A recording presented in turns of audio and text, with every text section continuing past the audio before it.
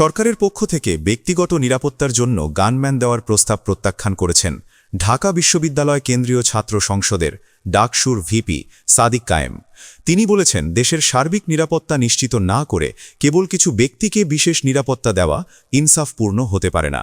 সোমবার সামাজিক যোগাযোগ মাধ্যম ফেসবুকে দেওয়া এক পোস্টে নিজের অবস্থান স্পষ্ট করেন সাদিক কায়েম।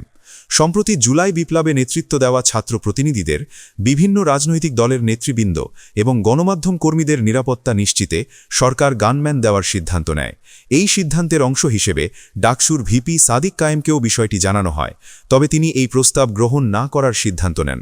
তিনি বলেন, ছাত্র জনতার সম্মিলিত প্রতিরোধের মাধ্যমে খুনি হাসিনার পতনের পর জনগণের প্রত্যাশা ছিল দেশের সার্বিক নিরাপত্তা ব্যবস্থায় একটি দৃশ্যমান ও ন্যায্য পরিবর্তন আসবে, কিন্তু বাস্তবে দেখা যাচ্ছে আইনশৃঙ্খলা বাহিনীর কার্যকর ভূমিকার অভাব এবং বিভিন্ন দপ্তরে ফ্যাসিবাদী শক্তির প্রত্যক্ষ ও পরোক্ষ মদদে বারবার জননিরাপত্তা ব্যাহত হচ্ছে।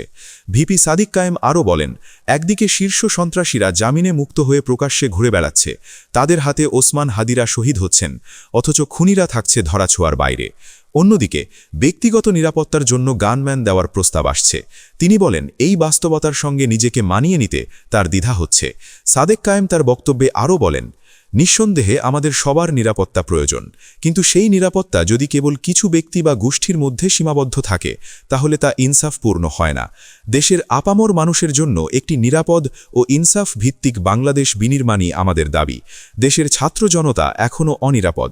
এই অবস্থায় কেবল ব্যক্তিগত নিরাপত্তার জন্য গানম্যান গ্রহণ করাকে আমি নিজের জন্য সঠিক মনে করি না।